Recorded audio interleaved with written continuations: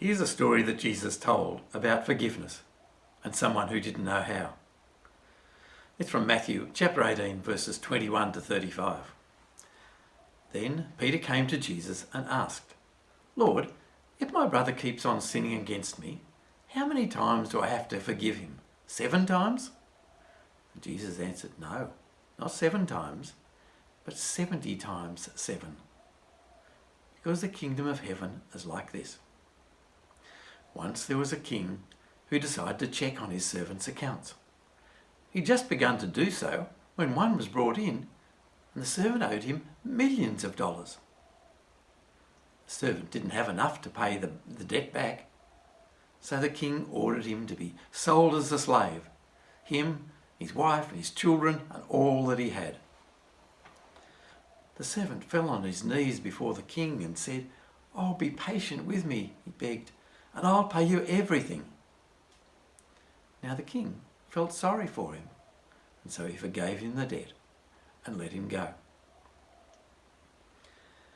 And then the man went out and grabbed one of his fellow servants who owed him a few dollars. He grabbed him and started choking him. "Pay back everything you owe me," he said. And his fellow servant fell down on his knees and begged him and said, "Look, I can't pay you now, but if you give me time, I'll pay you back everything." But he refused. Instead, he had him thrown into jail until he could pay the whole amount. Well, when the other servants saw what had happened, they went to the king and told him. The king was furious. He called the servant in. "You worthless slave," he said. "I forgave you the whole amount you owed me just because you asked me. You should have had mercy on your fellow servant, just as I had mercy on you."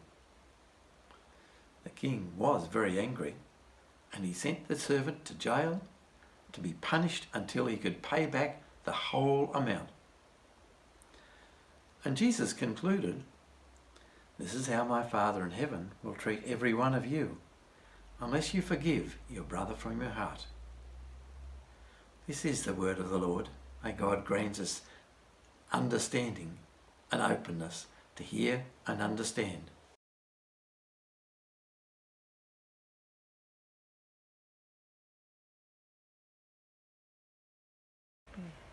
Sometimes we're very good at counting. We can remember exactly how many times we've been hurt or offended by somebody, and there's no way we're going to let go of that hurt. It's not just us individually, it happens with groups of people too. Think of Israel and Palestine going at each other, remembering an eye for an eye and a tooth for a tooth, remembering back thousands of years of conflict, and no one seemed to be able to budge. It was like that for a long time in Northern Ireland, but we'll come back to that later.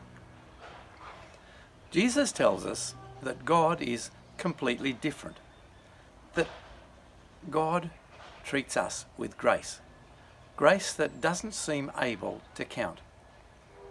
I don't know about you, but I seem to keep making the same mistake again and again, and I come back to God and God keeps forgiving me. I think that's marvellous that God doesn't keep count of my errors, my sins. So today we've read Jesus telling a story of someone with an incredible debt. The debt was 10,000 talents. Well, a talent was a huge amount of money in those days. We're talking about a debt of billions of dollars. And the master, the king, forgives the servant when he asks for forgiveness, just wipes the debt. Straight away, the servant goes out, sees another servant who owes him a few dollars, $20, $100, whatever, and says, "You have to pay it now." And when the man can't pay it right away, he has him thrown into jail until he can pay the lot. Well, as you can imagine, the other servants are pretty unhappy about that until the king. And the master, the king, loses patience completely with him. He'd been shown grace, forgiveness that didn't count, but he was wanting to count every penny, last cent, with interest. Now, I think as parents we understand something about this grace of God, this love that doesn't count. We keep on going loving our children, no matter how many times they're naughty. it's not the end of the story. I've been noticing lately, I listen to our grandchildren who, yes, are sometimes naughty, and their parents telling them, well, of course we love you, but there will be consequences. And they were right. That's the way to help a child to know that they're loved, but it actually does matter. When we accept forgiveness from God, but fail to forgive others, God keeps loving us, but there are consequences. It sounds really tough at the end of the story Jesus tells, but I don't think Jesus is talking about judgment one day long in the future. I think it happens right now. Because when we fail to forgive someone, it's not the other person who begins to suffer, it's us. Someone said, to forgive is to set a prisoner free. And when you forgive, you discover that the prisoner was you. About this time last year, we were in Northern Ireland, and we saw and heard stories about the bitter divisions that had gone on for decades between the two sides. They call them Catholic and Protestant, but it was really more tribal. But it was terrible divisions and killings. It was awful. People divided up into neighbourhoods, couldn't go into other neighbourhoods, wouldn't talk to people, etc. But we discovered that that was in the process of being healed. There was a big breakthrough that came. And as I heard it, as we heard it, the story was that the breakthrough began when the women decided they'd had enough of all the killings. And so they came together with women from the other side, Catholic and Protestants together, all Christians, saying, we're not going to worry about the hurts that have happened in the past, about my son or my husband who was killed. Let's put that in the past. Let's forgive that. Because we want reconciliation, and we believe that's the only way our country can go forward.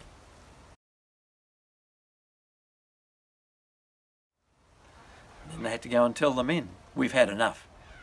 And it took a while, and it took some clever politicians from all sides to sit down and really nut it out. And of course it's not perfect now. But when you go there to those places, to Londonderry, and see there, or to go to the Shankill Road where there still is a huge wall between the Catholic and Protestant side. But you see there this magnificent mural, a quilt that the women made, Catholic and Protestant women together, about love and reconciliation. And that's what began the healing, a healing that's still going on.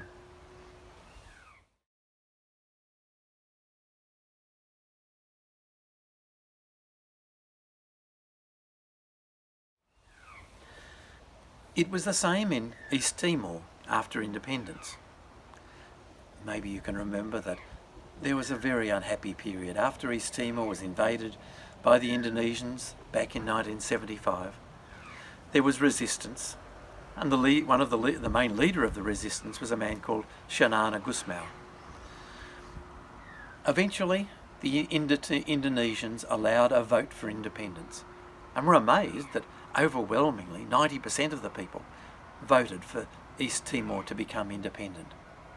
And eventually it did. But during that time between the vote and when independence actually happened, there was huge bloodshed. There was just appalling violence by the Indonesian army and by a group of East Timorese they'd conscripted called the militia. And the militia did even worse things than the army. They were just unspeakable acts of violence. So you'll remember the Australian armed forces going in, and East Timor is free to become its own country. Xanana Gusmao, the former resistance leader, became the leader of the new nation. And on his first visit to Australia after independence, when he came to Melbourne, he came and gave a press conference at the Uniting Church Synod office. And I remember him speaking about what had happened. And somebody asked him about how would he deal with the militia after all the terrible things that they had done. And I noticed tears streaming down his face as he said, we must forgive them. If we do not forgive, there will be bitterness that divides us for centuries to come. Forgiveness is the only way forward for our nation. And he was right. Grace that forgives and that can't count is the only way to heal our souls and the only way to heal divisions between nations, to heal our sore and sorry world.